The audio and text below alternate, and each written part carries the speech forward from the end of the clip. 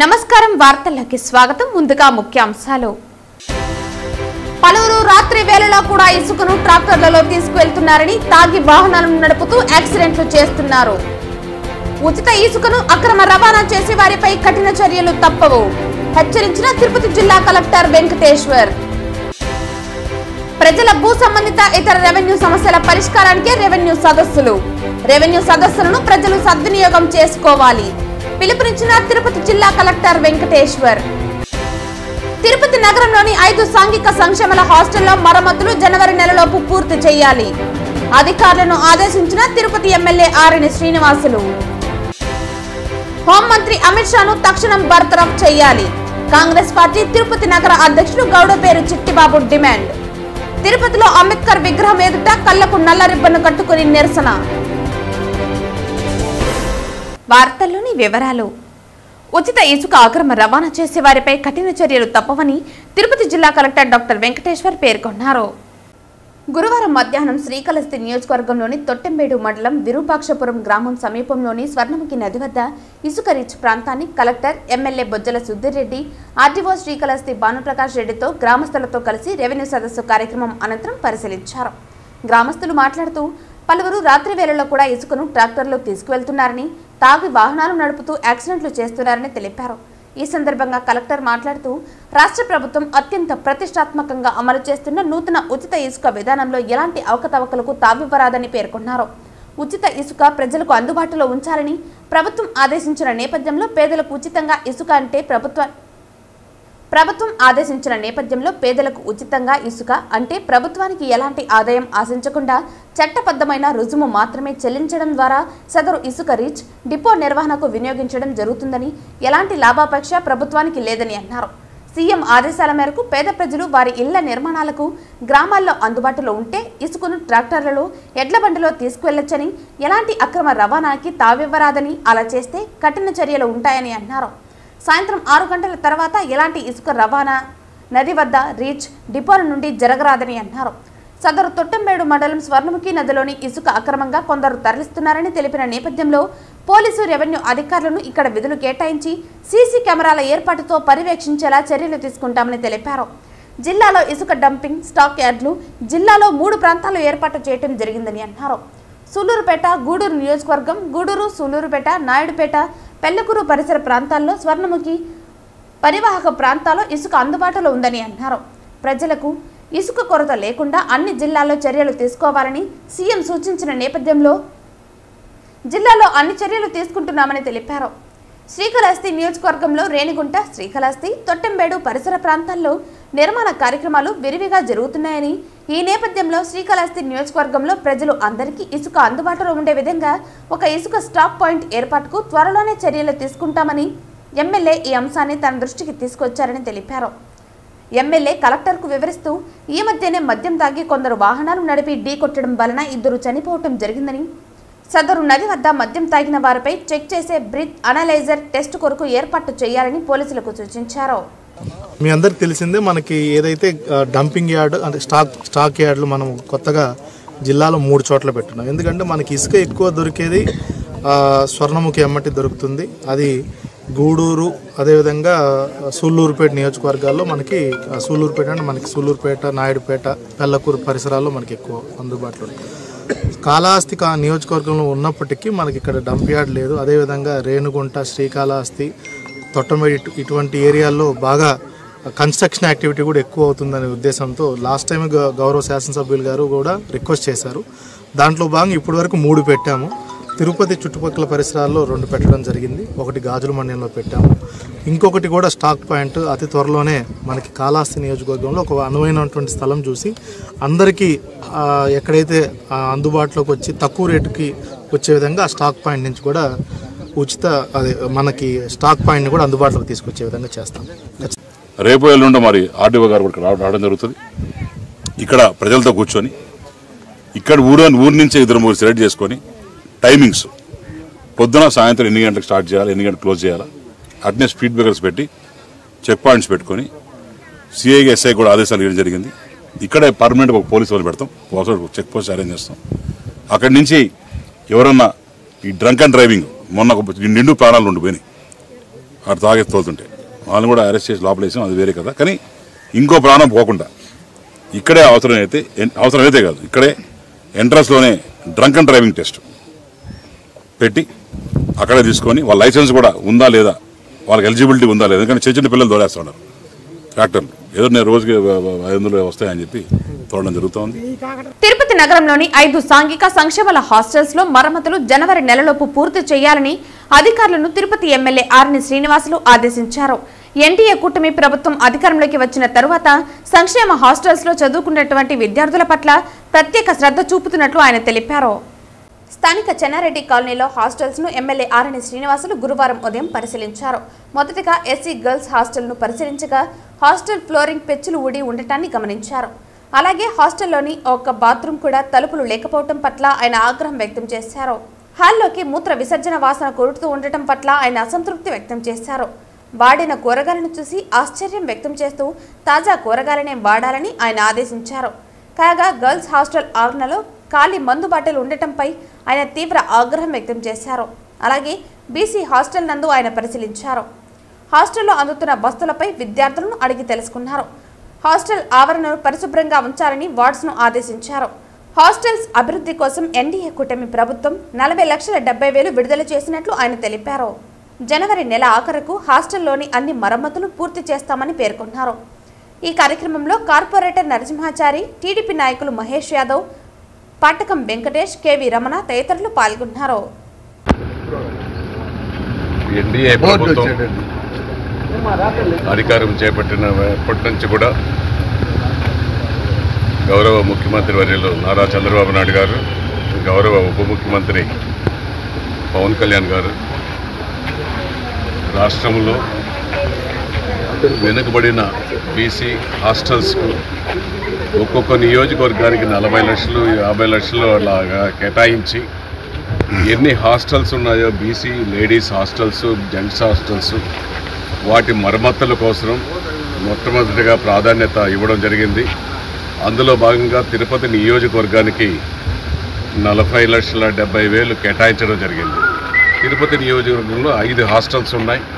ఈ 5 హాస్టల్స్ కూడా మనం ఈరోజు ఈ గారు, డిఈ గారు, ఏఈ గారు, హాస్టల్ వార్డెన్ గారు, అదేవిధంగా స్థానిక ఎన్డీఏ కూటమి నాయకులు అందరూ కూడా కలిసి ఈరోజు హాస్టల్స్ కూడా తనిఖీ చేయడం జరిగింది. కొన్ని చోట్ల పెచ్చులు ఊడి పడిపోయినాయి. అవి అటువంటి మరమ్మతులు, బాత్రూములు, డోర్లు, sanitary fitting, electrical fitting, flooring, ఇటువంటి చిన్న చిన్న మరమ్మతులు ఒక్కొక్క దానికి 8 లక్షలు, 9 లక్షలు, 10 లక్షలు ఆ విధంగా 5టికి కూడా వేసి ఈ నియోజకవర్గంలో ఉన్న 5 హాస్టల్స్ కూడా మరమ్మతులు చేయడం మొట్టమొదటిగా మన ప్రభుత్వం ఎన్డీఏ కూటమి ప్రభుత్వం చర్యలు తీసుకోవడం జరిగింది. అందులో భాగంగా తిరుపతి నియోజకవర్గానికి 40,70,000 కేటాయించడం కూడా జరిగింది అనేసి కూడా తెలియజేస్తూ, ఇది జనవరి ఆఖరు లోపల పూర్తి చేయాలనేసి కూడా ప్రభుత్వం ఆదేశాలు ఇవ్వడం జరిగింది. ఖచ్చితంగా కూడా ఇవన్నిటిని కూడా ఇప్పుడు ఈ నెల ఆఖరు లోపల ఎస్టిమేట్లు వేసి శాంక్షన్ చేసి టెండర్లు కూడా పిలుస్తారు. నెక్స్ట్ జనవరి 1 నెల లోపల ఈ 5 హాస్టల్స్ కూడా ఏమేమి రిపేర్లు ఉన్నాయో అన్నిటిని కూడా మరమ్మతులు చేసి ఒక మంచి వాతావరణాన్ని, పిల్లలు నివసించే చదువుకునే ప్రదేశం, అందులో మహిళలు ఎక్కువగా ఉన్నారు. ఇక్కడ ఈ హాస్టల్లో 155 మంది, ఆ హాస్టల్లో 128 మంది, ఇలాగా 4 హాస్టల్స్లో ఒకే ఏరియాలో ఉన్నాయి. ఈ 4 హాస్టల్స్ కూడా చేస్తున్నారు. రిపేర్లు చేసి మరమ్మతులు చేయడం తప్పకుండా జరుగుతుంది. దీర్ఘకాలంగా అపరిష్కృతంగా ఉన్న భూ రెవెన్యూ సంబంధిత సమస్యల పరిష్కారం కొరకు డిసెంబర్ 6 నుంచి జనవరి 8 వరకు రెవెన్యూ సదస్సులను రాష్ట్ర వ్యాప్తంగా ప్రతిష్టాత్మకంగా నిర్వహిస్తోందని, గ్రామాలలో ప్రజలు ఈ కార్యక్రమాన్ని సద్వినియోగం చేసుకోవాలని తిరుపతి జిల్లా కలెక్టర్ వెంకటేశ్వర్, శ్రీకాళహస్తి ఎమ్మెల్యే బొజ్జల సుద్దిరెడ్డి సంయుక్తంగా పేర్కొన్నారు. గురువారం ఉదయం శ్రీకాళహస్తి నియోజకవర్గ తొట్టిమేడు మండలం విరూపాక్షపురం గ్రామంలో ఏర్పాటు చేసిన రెవెన్యూ సదస్సునందు శ్రీకాళహస్తి ఎమ్మెల్యే బొజ్జల సిద్దిరెడ్డి, ఆర్డీఓ భానుప్రకాష్ రెడ్డి తదితర సంబంధిత అధికారులతో కలిసి కలెక్టర్ పాల్గొన్నారు.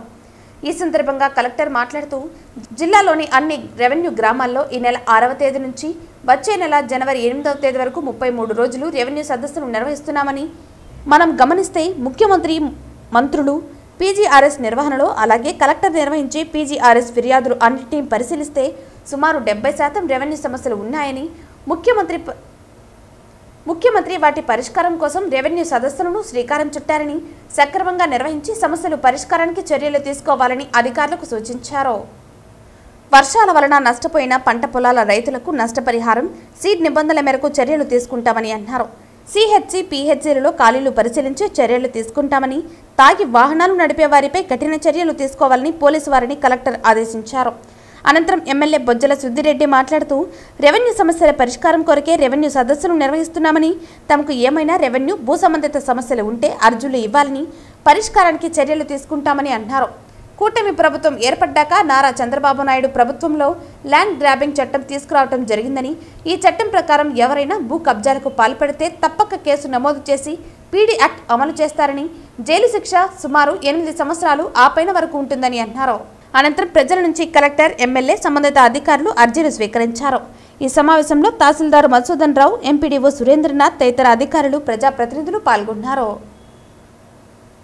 ఈ రెవెన్యూ సదస్సులు అసలు ఎందుకు మొదలు పెట్టారు గౌరవ ముఖ్యమంత్రి గారు అనేది కూడా చాలా వివరంగా చెప్పారు ఎమ్మెల్యే గారు. నా నుంచి ఏమంటే ప్రభుత్వం ఏర్పడిన తర్వాత అక్కడ విజయవాడలో మంత్రులు, శాసనసభ్యులు, అక్కడికి గౌరవ ముఖ్యమంత్రి గారు కూడా విజయవాడలో రోజు అర్జీ తీసుకున్నారు. స్టార్టింగ్ నుంచి ఇప్పుడు తీసుకుంటున్నారు, ఈ రోజుకు తీసుకుంటున్నారు. మేము కూడా సోమవారం అదేవిధంగా కలెక్టర్ ఆఫీస్లో, తహసీల్దార్ ఆఫీస్లో, ఎంఆర్ఓ ఆఫీస్లో, అది కాకుండా మిగతా రోజులు కూడా వచ్చే అర్జీల్లో 70%, అంటే మిగతా జిల్లాల్లో 50%, ఈ జిల్లాలో మాత్రం 67 నుంచి 70% కేవలం రెవెన్యూ ఇష్యూకి సంబంధించిన అంటే భూమి సమస్యలకే ఉన్నాయి. కలెక్టర్గా నాకు సుమారుగా 103-104 డిపార్ట్మెంట్లు ఉంటాయి, కానీ అందులో 70% రెవెన్యూ సమస్యలే. కానీ గౌరవ ముఖ్యమంత్రి గారు ఏమంటే ఈ భూమి సమస్యలు ఎట్లాగన్నా పరిష్కారం పెద్ద ఎత్తున చేయాలి, ఒక సదస్సులాగా పెట్టుకొని మొత్తం అధికార యంత్రాంగం అంతా ఊర్లలోకి వెళ్ళి, అదేవిధంగా అందరూ ప్రజాప్రతినిధులతో కలిసి అధికార యంత్రాంగం అంతా ఊర్లలోకి వెళ్ళి ప్రజల దగ్గరికి వెళ్ళి ఏమున్నాయి సమస్యలు అనేది అక్కడే మొత్తం సిస్టమ్ అంతా పెట్టి తీసుకొని ప్రతి సమస్యను ఒక 45 రోజుల్లో.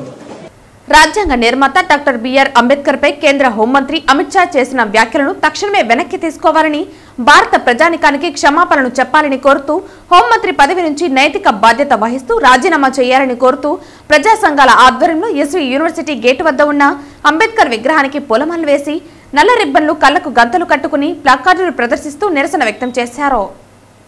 ఈ సందర్భంగా సిఐటియు జిల్లా కార్యదర్శి జయచంద్ర, హైదరాబాద్ జిల్లా ప్రధాన కార్యదర్శి డాక్టర్ పి సాయిలక్ష్మి, సిఐటియు జిల్లా నాయకులు చిన్నబాబు, సిపిఎం తిరుపతి రూరల్ కార్యదర్శి సుమన్ మాట్లాడుతూ, భారత రాజ్యాంగ నిర్మాత, దేశానికి దిశానిర్దేశం చేసిన మహనీయులు అంబేద్కర్ను, ఆయన రూపొందించిన రాజ్యాంగంను అవమానపరచడం బాధాకరమన్నారు.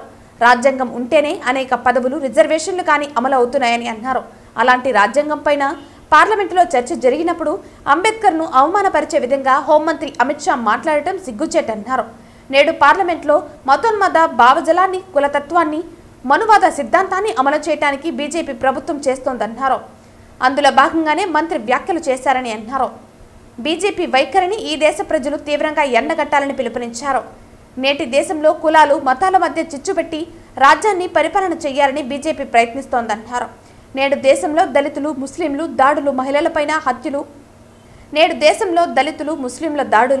మహిళలపైన హత్యలు, అత్యాచారాలు జరుగుతున్న ప్రభుత్వాలు ఏమాత్రం పట్టించుకోవటం లేదన్నారు. రాజ్యాంగాన్ని కాపాడాల్సిన వాళ్ళు రాజ్యాంగం రాసిన అంబేద్కర్ను అవమానపరచడం అంటే మనువాదం, భావజలాన్ని విస్తృతపరచాలనే కోణం నుంచి ఈ వ్యాఖ్యలు చేస్తున్నారని అన్నారు. కాబట్టి తక్షణమే ఈ వ్యాఖ్యలను వెనక్కి తీసుకోవాలని డిమాండ్ చేస్తున్నామన్నారు. ఈ కార్యక్రమంలో సిఐటియు నాయకులు ధనంజయులు, యుగంధర్, చిట్టిబాబు, ప్రకాష్ తదితరులు పాల్గొన్నారు. సమావేశంలో అంబేద్కర్ గారిని అవమానపరుస్తూ హోంమంత్రి అయినటువంటి అమిత్ షా గారు చాలా అవమానపరిచే విధంగా ఈరోజు మాట్లాడడం అనేది జరిగింది. ఇది చాలా దారుణమైనటువంటి విషయం. మనువాదాన్ని రక్షిస్తున్నటువంటి, మనువాద పార్టీ అయినటువంటి ఆర్ఎస్ఎస్ ప్రాతినిధ్యం వహిస్తున్నటువంటి బీజేపీకి చెందినటువంటి మంత్రి అమిత్ షా అంత దారుణమైనటువంటి వ్యాఖ్యలు చేయడం అనేది క్షమించరానిటువంటి నేరం. ఈరోజు ఆంధ్రప్రదేశ్లో కానీ భారతదేశంలో కానీ దళితులు, గిరిజనులు, బడుగు బలహీన వర్గాలు పార్లమెంట్లో ప్రాతినిధ్యం వహిస్తున్నారంటే దానికి కారణం రాజ్యాంగం రాసినటువంటి అంబేద్కర్ రాసినటువంటి రాజ్యాంగాన్ని ఈరోజు అమలు చేయడం బట్టే ఈరోజు చాలామంది పార్లమెంట్లో చదువుకోవడానికి అవకాశం ఉన్నటువంటి వాళ్ళంతా కూడా ఈరోజు చదువుకుంటా ఉన్నారు. అదేవిధంగా పార్లమెంట్లోకి ఎన్నిక కాబడుతుంది అనుకుంటే అట్లాంటి రిజర్వేషన్ ఫలితంగానే ఈరోజు పార్లమెంట్లోకి అమలు చేయడానికి, పార్లమెంట్లోకి వెళ్ళడానికి ఉపయోగపడుతుంది.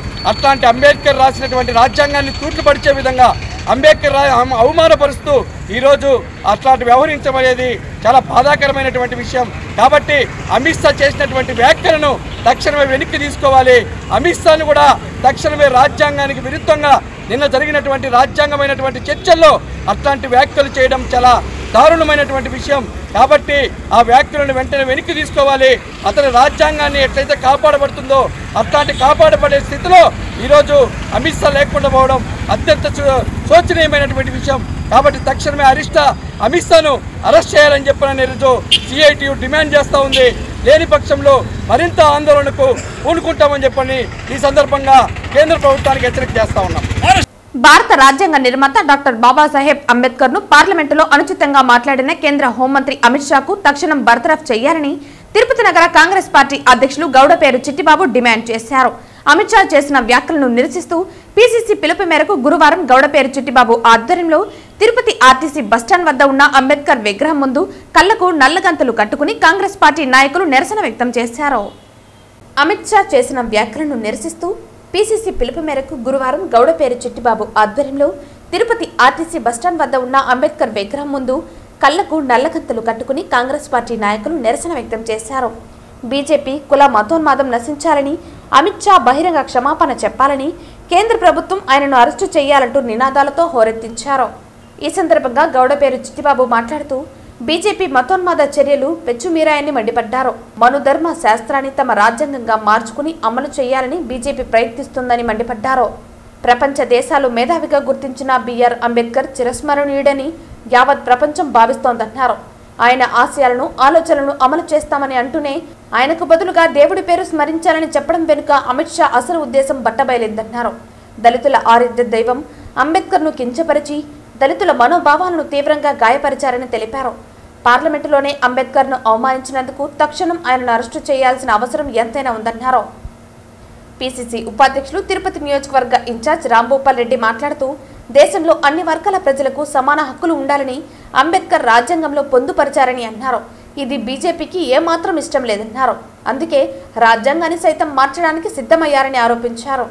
అనంతరం కాంగ్రెస్ పార్టీ నెల్లూరు జిల్లా ఇన్ఛార్జ్ మాంగంటి గోపాల్ రెడ్డి మాట్లాడుతూ కేంద్ర హోంమంత్రి అమిత్ షా చేసిన వ్యాఖ్యలు భారత రాజ్యాంగ నిర్మాత దళితుల ఆశాజ్యోతి అంబేద్కర్పై దాడిగా భావించాల్సి వస్తుందన్నారు.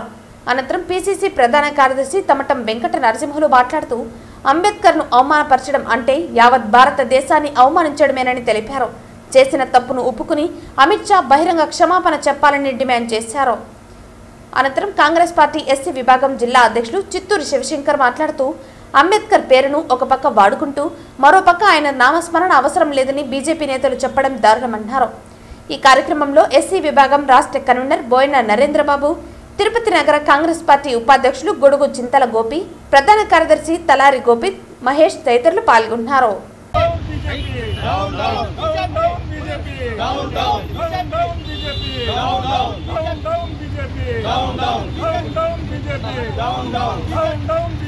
యాదవ భవనం నిర్మాణ పనులను తెలంగాణ మాజీ మంత్రి బీఆర్ఎస్ ఎమ్మెల్యే తలసాని శ్రీనివాస్ యాదవ్ పరిశీలించారు. అనంతరం భవనాన్ని పరిశీలించి మీడియాతో మాట్లాడుతూ యాదవ భవన నిర్మాణంను సంఘ నాయకులు ఎంతో ప్రతిష్టాత్మకంగా తీసుకుని పనులు చేపట్టడం ఆనందంగా ఉందన్నారు. యాదవ భవన నిర్మాణంలో తాను, తమ నాయకుడు పుట్టా సుధాకర్ యాదవ్లు ఇద్దరం భాగస్వామ్యం అవుతామని యాదవ సంఘ నాయకులకు హామీ ఇచ్చారు. యాదవ భవన నిర్మాణానికి తోడ్పాటు అందించిన ప్రతి ఒక్క యాదవ కులస్తులకు కృతజ్ఞతలు తెలిపారు. మీడియా ప్రతినిధులు అడిగిన ప్రశ్నలకు దేశవ్యాప్తంగా జమిలీ ఎలక్షన్స్ కు వన్ నేషన్ వన్ ఎలక్షన్ స్వాగతిస్తున్నామని అన్నారు. అభివృద్ధి జరగాలంటే అన్ని రాష్ట్రాలకు ఒకే ఎన్నికలు జరగాలన్నారు. అదాని వ్యవహారంలో వాస్తవాలు నిగ్గు తేల్చాలని, మొదటి నుంచి తాము ఒకే స్టాండ్లో ఉన్నామని, బీఆర్ఎస్ ఎప్పుడూ ప్రజల పక్షాన ఉంటుందని మీడియాకు తెలిపారు. ఈ కార్యక్రమంలో యాదవ సంఘ నాయకులు అన్నా రామచంద్ర యాదవ్, కృష్ణ యాదవ్, కట్టా జయరాం యాదవ్ తదితరులు పాల్గొన్నారు. తిరుపతి పట్టణంలో యాదవుల సంఖ్య శ్రీకృష్ణుని వారసులమైనటువంటి యాదవులం. రెండోది తిరుమల తిరుపతి వెంకటేశ్వర స్వామి ప్రపంచానికే ఒక ప్రఖ్యాతగాంచినటువంటి శ్రీ వెంకటేశ్వర స్వామి దేవాలయాన్ని ఉదయం ఆ ద్వారం మరి వైకుంఠ ద్వారం కానివ్వండి, లేకపోతే ఆలయ ద్వారం గొల్ల మెరాసి అంటే మా యాదవుల ముద్దుబిడ్డ, వంశపారంపర్యంగా వాళ్ళ కుటుంబాల సభ్యులే ఆ ద్వారం ఓపెన్ చేయడం అనేది ఆనవాయితీ. అయితే ఇక్కడ తిరుపతి పట్టణంలో హైయెస్ట్ జనాభా ఉన్నటువంటి యాదవ బిడ్డలు ఎంతో కష్టపడి ఇక్కడ బ్రహ్మాండమైనటువంటి సంఘభవనం నిర్మించాలని చాలా సంవత్సరాల నుంచి వాళ్ళు చాలా ప్రాంతాలలో జాగలు కొని, అది దూరం ఉంటే ఇబ్బంది అవుతుంది, పట్టణంలో ఉండాలి, రోడ్డు పక్కన ఉండాలని మరి ఈ యొక్క స్థలాన్ని కొనడమే కాకుండా దీన్ని బ్రహ్మాండంగా కన్స్ట్రక్షన్ చేసి ఇక్కడ యాదవులకు, యాదవ కుటుంబాలకు ఉపయోగపడే విధంగా ఈ యొక్క నిర్మాణం చేపట్టడం, దాంట్లో ఫంక్షన్ హాల్ కానివ్వండి, రెండోది రూమ్స్ కానివ్వండి, అంటే ఒక 36 రూమ్ల వరకు కూడా వస్తాయని వాళ్ళు ప్లాన్ చేయడం జరిగింది. ఇది రాబో కాలంలో అంటే ఇంకా ఏడాదిన్నర లోపట మరి బ్రహ్మాండంగా కన్స్ట్రక్షన్ చేసి సంఘం ఆధ్వర్యంలో కమ్యూనిటీకి పూర్తి స్థాయిలో ఉపయోగపడుతుంది అన్నటువంటి గొప్ప సంకల్పంతో నిర్మాణం చేస్తున్నటువంటి మా పెద్దలకు అందరికీ నేను మనస్ఫూర్తిగా అభినందన తెలియజేస్తూ, నేను నిన్న తిరుపతికి రావడం, నిన్న సాయంత్రం కానీ ఉదయం కానీ నాతో మాట్లాడినప్పుడు నేను వచ్చి చూసిపోతా అని చెప్పి, నాది కూడా సంపూర్ణమైనటువంటి సహకారం, సహాయం అన్ని విధాలుగా ఉంటుంది అని చెప్పి నేను వాళ్ళకి చెప్పిన. వచ్చే వారం 10 రోజులలో వాళ్ళు కూడా హైదరాబాద్కు వస్తుర్రు, తప్పకుండా నా సాయం కూడా వారికి ఉంటుందని చెప్పి నేను ఈ సందర్భంగా తెలియజేస్తా ఉన్నాను. కేంద్ర హోంమంత్రి అమిత్ షాకు నిరసనగా శ్రీకాళహస్తి పట్టణంలోని అంబేద్కర్ సర్కిల్ వద్ద దళిత సంఘాలు, వామపక్ష నాయకులు ఆధ్వర్యంలో నిరసన వ్యక్తం చేశారు. ఈ సందర్భంగా వామపక్ష నాయకులు పుల్లయ్య, షరీఫ్ మాట్లాడుతూ, నిన్న పార్లమెంట్లో అంబేద్కర్ గురించి 7 సార్లు మాట్లాడినందుకు అంబేద్కర్ నామాన్ని తలచడం కన్నా దైవనామాన్ని తలచడం మేలు అనడం కరెక్ట్ కాదన్నారు. యావత్ భారతదేశ ప్రజల మనోభావాలను కించపరిచే విధంగా అమిత్ షా మాటలు ఉన్నాయని, అమిత్ షా తన పదవికి రాజీనామా చేసి ప్రజలకు బహిరంగ క్షమాపణ చెప్పాలని డిమాండ్ చేశారు. ఈ కార్యక్రమంలో జనమల గురవయ్య, గంధం మణి, వెంకటేష్ తదితరులు పాల్గొన్నారు.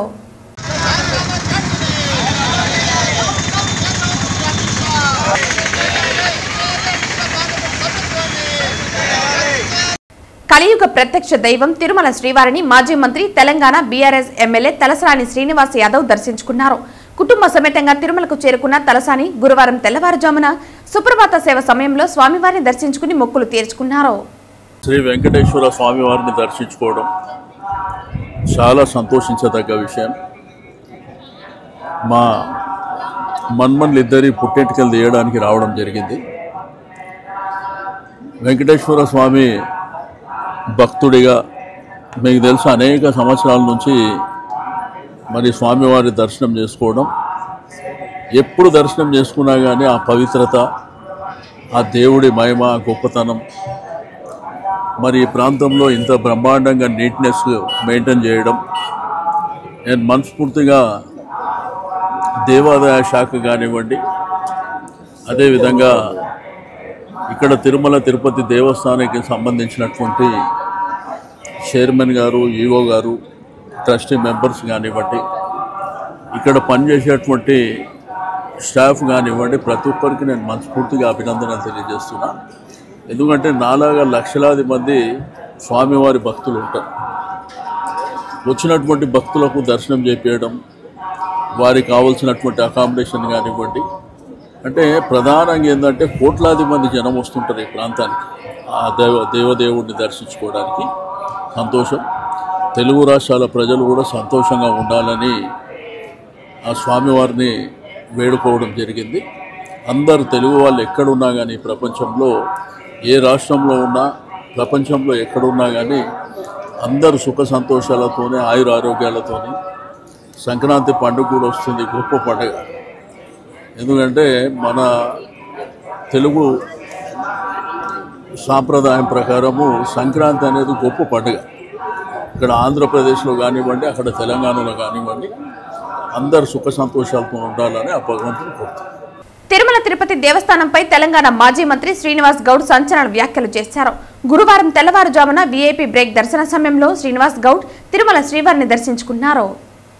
తెలంగాణ ప్రజలకు ఆంధ్ర ప్రాంతంతో ఉన్న ఒకే ఏకైక సంబంధం తిరుపతి.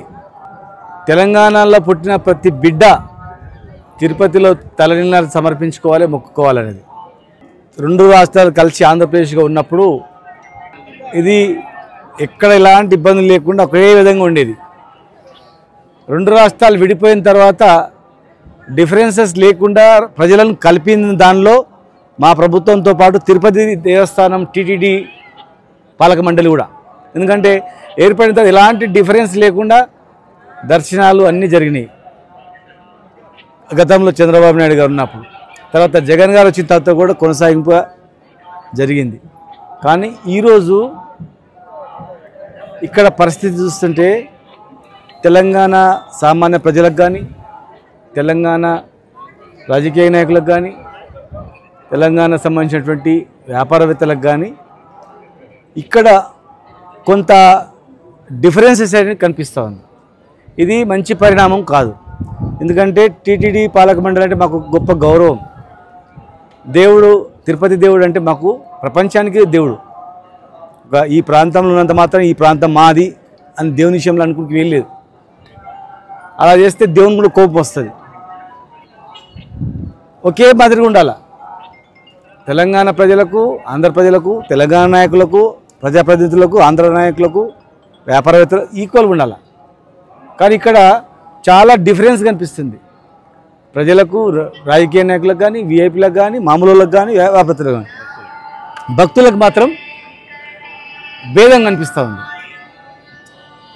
అనుభవజ్ఞుడైనటువంటి ముఖ్యమంత్రి గారు మరి దీన్ని సరిచేయాల్సిన బాధ్యత ఉంది.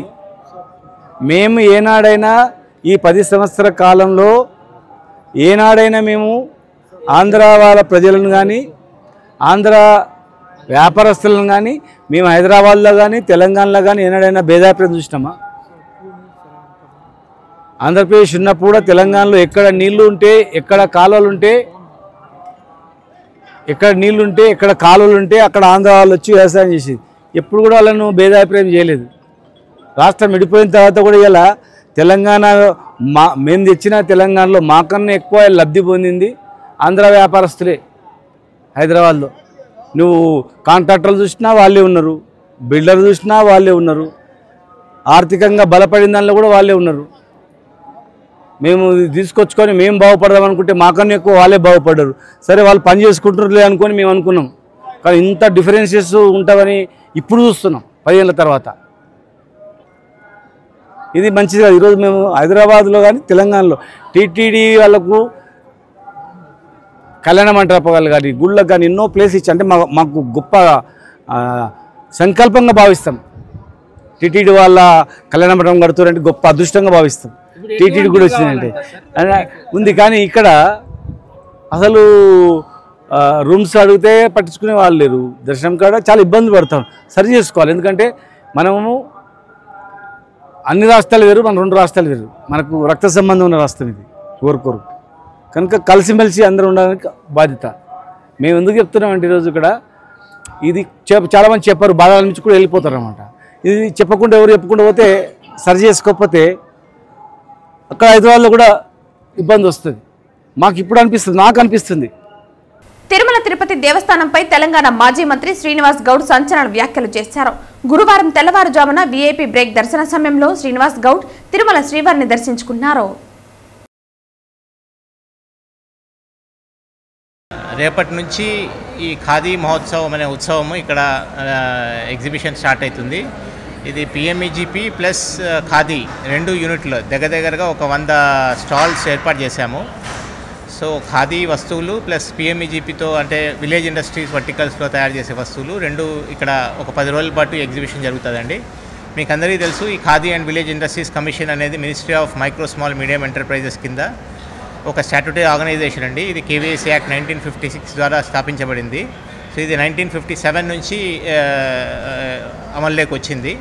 సో ఈ ఖాదీ అండ్ విలేజ్ ఇండస్ట్రీస్లో బేసిక్గా ఖాదీ అండ్ విలేజ్ ఇండస్ట్రీస్ దీన్ని ప్రమోషన్ చేసే ముఖ్య ఉద్దేశంతో ఇది స్థాపించబడింది. సో దీంట్లో మెయిన్గా రూరల్ ఎంప్లాయ్మెంట్ అంటే మన గ్రామీణ ఎంప్లాయ్మెంట్ జనరేషన్ అనేది ముఖ్య ఉద్దేశము. సో ఇది 1957లో స్థాపించబడింది. దీని వెనుక మీ అందరికీ తెలిసిందే స్వాతంత్ర సమరం జరిగినప్పుడు ఈ ఖాదీ అనేది చాలా ఇంపార్టెంట్ రోల్ ప్లే చేసింది.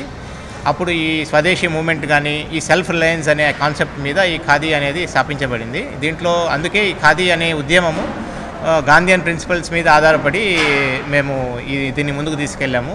దగ్గర 67 ఏళ్ళు అయిపోయింది. ఈ Khadi and village industries commission ఎంతో అభివృద్ధి చెందింది. దగ్గర 40 మాకి స్టేట్ కానీ డివిజనల్ సబ్ ఆఫీసెస్ ఉన్నాయి, 6 జోనల్ ఆఫీసెస్ ఉన్నాయి. అలాగే దగ్గర 26 డిపార్ట్మెంటల్ ట్రైనింగ్ సెంటర్స్ ఉన్నాయి, డిపార్ట్మెంటల్ సేల్స్ అవుట్లెట్స్ ఉన్నాయి, 18 డిపార్ట్మెంటల్ ట్రైనింగ్ సెంటర్స్ ఉన్నాయి, around more than 8,000 retail sales outlets ఉన్నాయి. సో సెంట్రల్ లెవెల్ ప్లాంట్స్ అనేది అవి ఒక 5 ఉన్నాయి. ఈ విధంగా ఎంతో ప్రతి గ్రామానికి ప్రతి ఏరియాకి మొత్తము అన్ని చోట్ల ఇది స్ప్రెడ్ అయి ఉందండి khadi and village industry commission అనేది. దీంట్లో ముఖ్యంగా ఖాదీ గ్రామోద్యోగ వికాస్ యోజన అంటే ఖాదీ వికాస్ యోజన, గ్రామోద్యోగ వికాస్ యోజన అనేది 2 ప్రైమ్ స్కీమ్స్ ఉన్నాయి. ఖాదీ వికాస్ యోజన అంటే దీంట్లో వేరే స్కీమ్స్ అంటే ఇప్పుడు ఎంఎండిఏ కానీ ఐసెక్ అని కానీ లేకపోతే వర్క్ షెడ్స్ దానికి ఇన్ఫ్రాస్ట్రక్చర్ డెవలప్మెంట్ కానీ ఇవన్నిటికీ మేము ఫైనాన్షియల్ అసిస్టెన్స్ ఇస్తాము. సో అదేవిధంగా గ్రామోద్యోగ వికాస్ యోజన అంటే దాంట్లో ఎన్నో వర్టికల్స్ ఉన్నాయి, లైక్ మొబైల్ రిపేరింగ్ కానీ, ఏసీ రిపేరింగ్ కానీ, పాటరీ కానీ, అదేవిధంగా హనీ మిషన్ కానీ, ఇట్లా మసాలా మేకింగ్ కానీ, అట్లా టామరిండ్ కానీ, ఇట్లా చాలా ఎన్నో వర్టికల్స్లో విలేజ్ ఇండస్ట్రీస్ ఉన్నాయండి. అవి ప్రతి గ్రామంలో ఉన్నాయి. సో వీళ్ళందరికీ వర్టికల్స్ మేము ట్రైనింగ్ ఇస్తాము, ప్లస్ వీళ్ళందరికీ మోడర్న్ టూల్స్ డిస్ట్రిబ్యూట్ చేసి వాళ్ళకి హ్యాండ్ హోల్డింగ్ సపోర్ట్ ఇస్తాము. ఇదే విధంగా వాళ్ళకి ఇంకా ముందు వృద్ధి చెంది మంచి ఎంటర్ప్రినర్స్ కావాలంటే దానికి మేము పిఎంఈజీపీ అనే ఒక స్కీమ్ కింద ఒక లోన్ కూడా ఇస్తాము. పిఎంఈజీపీ అంటే అందరికీ తెలిసిందే, ఇది ఒక flagship scheme ministry of micro small medium ఎంటర్ప్రైజెస్ది. ఇది క్రెడిట్ లింక్డ్ సబ్సిడీ స్కీము. దీంట్లో మ్యానుఫ్యాక్చరింగ్ సెక్టర్ అనే దాంట్లో 50 లక్షలు ఇస్తాము, సర్వీస్ సెక్టర్ అనే దాంట్లో 20 లక్షలు ఇస్తాము. దీంట్లో సబ్సిడీ కూడా ఉంది. విద్యుత్ పొదుపును పాటించి భావితరాలకు వెలుగునిద్దామని AP SPDCL SE Ismail Ahmed తెలిపారు. ఆంధ్రప్రదేశ్ రాష్ట్ర ఇంధన పరిరక్షణ మిషన్ ఇంధన శాఖ ఆధ్వర్యంలో ఈ నెల 14 నుండి 20 వరకు జరుగుతున్న జాతీయ ఇంధన పొదుపు వారోత్సవాలలో భాగంగా గురువారం జిల్లా కేంద్రంలో వివేకానంద విగ్రహం నుండి గాంధీ సర్కిల్ వరకు విద్యుత్ శాఖ ఉద్యోగులు ర్యాలీ నిర్వహించారు. ఈ సందర్భంగా ఎస్ఈ మాట్లాడుతూ ఇంధన పొదుపుపై ప్రజల్లో అవగాహన కల్పించడానికి ఈ వారోత్సవాలను నిర్వహిస్తున్నట్లు తెలిపారు. బాధ్యతాయుతంగా ఇంటింటా కరెంటు పొదుపు చేయడం ద్వారా ఊరూరా వెలుగు ఏర్పడుతుందని, నిరంతర విద్యుత్ పొదుపు భావితరాలకు వెలుగునిస్తుందన్నారు. ఈ ర్యాలీ కార్యక్రమంలో ఈ మునిచంద్ర, డిఈలు, ఏఈలు పాల్గొన్నారు. ఈరోజు చిత్తూరు పట్టణంలో మనం విద్యుత్ కార్మికులతో ఒక ర్యాలీని నిర్వహిస్తున్నాము. ఈ నగర పౌరులందరూ అదేవిధంగా విద్యుత్ వినియోగదారులు, ఈ కార్యక్రమం చూసే విద్యుత్ వినియోగదారులందరూ కూడాను విద్యుత్ పొదుపుని పాటించి తద్వారా దేశ భవిష్యత్తుని కాపాడవలసిందిగా ఈ ర్యాలీ ఉద్దేశం. విద్యుత్ పొదుపు ఎన్నో రకాలుగా పాటించవచ్చు. వాళ్ళకి మేము విభిన్న రూపాల్లో వాళ్ళకి ప్రోగ్రామ్స్ చెప్తా ఉన్నాము, ఏ విధంగా పాటించగలరు ఏందనేది. స్టార్ రేటెడ్ ఎక్విప్మెంట్ వాడి చాలా విద్యుత్ పాటించవచ్చు. అదేవిధంగా రిమోట్ ద్వారా కాకుండా టీవీ స్విచ్ ఆఫ్ చేయడం ద్వారా, అదేవిధంగా ఫ్రిడ్జ్లు కానీ ఫ్యాన్లు కూడా రిమోట్ వచ్చేస్తున్నాయి, రిమోట్తో ఆఫ్ చేసి మళ్ళీ స్విచ్ కూడా ఆఫ్ చేయాలి. దీంతో చాలా విద్యుత్ సేవ్ అవుతుంది. అదేవిధంగా టీసీ మన ఏసీలు 26 డిగ్రీల కంటే తక్కువలో కాకుండా 26 డిగ్రీలు 20 డిగ్రీలు పెట్టుకుంటే సరిపోతుంది. అది మానవ శరీరానికి కూడాను ఆ ఉష్ణోగ్రత సరిపోతుంది. కాబట్టి ప్రతి ఒక్కరు కూడాను 26 డిగ్రీల కంటే ఎక్కువ ఏసీ ఉష్ణోగ్రతని మెయింటైన్ చేయవలసిన కోరుతున్నాం. తద్వారా చాలా విద్యుత్ ఆదా అవుతుంది. అదేవిధంగా వీలైనంత వరకు భవనాలు నిర్మాణం చేసేటప్పుడే సౌర్యకాంతి భవనం లోపలికి వచ్చే విధంగా చూసుకుంటే చాలా వరకు లైట్లు, ఫ్యాన్లు వాడాల్సిన అవసరం ఉండదు.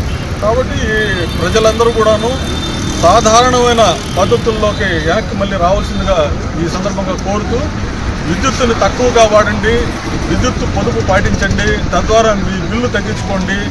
అదేవిధంగా ఆ విధంగా చేస్తే దేశ సేవ చేసినట్లు అవుతుంది, ఇంధనాల పొదుపు చేసినట్లు అవుతుంది. కాబట్టి ఈ విషయాన్ని విద్యుత్ వినియోగదారులందరూ కూడాను దృష్టిలో పెట్టుకుని విద్యుత్ పొదుపు పాటిస్తారన్నదే ఈ యొక్క కార్యక్రమం ముఖ్య ఉద్దేశం. Thank you. అందరికీ నమస్కారాలు. విద్యుత్ పొదుపు వారోత్సవాల సందర్భంగా ఈరోజు చిత్తూరు టౌన్ పరిధిలోని ర్యాలీ నిర్వహించడం జరుగుతుంది. వినియోగదారులు విద్యుత్ ఏ విధంగా వాడుతున్నారో మనకందరికీ తెలుసు. విద్యుత్ అనేది మన జీవితంలో ఒక భాగం అయిపోయింది. ప్రతి పనికి విద్యుత్ అవసరం ఏర్పడుతున్నది. ఏ విధంగా వాడుతున్నారో అదేవిధంగా మనం విద్యుత్ పొదుపు చేస్తే భావితరాలకు కూడా ఉపయోగపడుతుంది. ఎస్సీ గారు చెప్పినట్టు ఏసీలు కానీ 26 degrees వరకు మెయింటైన్ చేయాలి. దానికన్నా తక్కువ చేస్తే మనకు కూడా హామ్ అవుతుంది. కాబట్టి ప్రతి ఒక్కరూ విద్యుత్ పొదుపు పాటించి భావితరాలకు మేలు చేయవలసిందిగా కోరుకుంటున్నాను. గురువారం తెల్లవారుజామున వీఐపీ బ్రేక్ దర్శన సమయంలో తిరుమల శ్రీవారిని పలువురు ప్రముఖులు దర్శించుకున్నారు. ఈరోజు ఉదయం వీఐపీ విరామ దర్శన సమయంలో లక్షద్వీప్ గవర్నర్ ప్రఫుల్ కోడా పటేల్ మరియు మాజీ మంత్రి కాలువ శ్రీనివాసులు వేరువేరుగా స్వామివారి సేవలో పాల్గొని మొక్కులు చెల్లించుకున్నారు. వీరికి ఆలయ అధికారులు స్వాగతం పలికి దర్శన ఏర్పాట్లు చేశారు. దర్శన అనంతరం రంగనాయకుల మండపంలో వేద పండితులు వేద ఆశీర్వచనం అందించగా టీటీడీ అధికారులు తీర్థ ప్రసాదాలు అందించారు.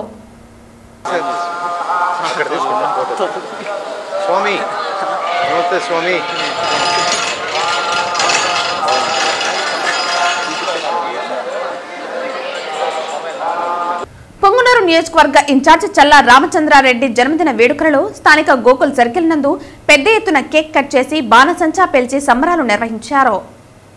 పొంగునూరు నియోజకవర్గం ఇన్ఛార్జ్ చల్లా రామచంద్రారెడ్డి జన్మదిన వేడుకల సందర్భంగా స్థానిక గోకుల్ సర్కిల్ నందు పెద్ద ఎత్తున కేక్ కట్ చేసి బాణసంచా పేల్చి సంబరాలు నిర్వహించారు. రొంపిచర్లలో వేలాది మంది టీడీపీ నాయకులు కార్యకర్తల నడుమ జనవాహినితో పెద్ద ఎత్తున ర్యాలీ నిర్వహించారు. అభిమానులు టీడీపీ శ్రేణుల మధ్య భారీగా కేక్ కట్టింగ్ జరిగింది. ఈ కార్యక్రమంలో టీడీపీ నాయకులు అభిమానులు పెద్ద ఎత్తున పాల్గొన్నారు. తిరుపతి పెద్దకాపు వీధిలోని శ్రీరామ భజన మందిరం నందు ఉదయం 5 గంటల నుంచి 8 గంటల వరకు శ్రీరామనామ సంకీర్తనలు ఆలపించారు.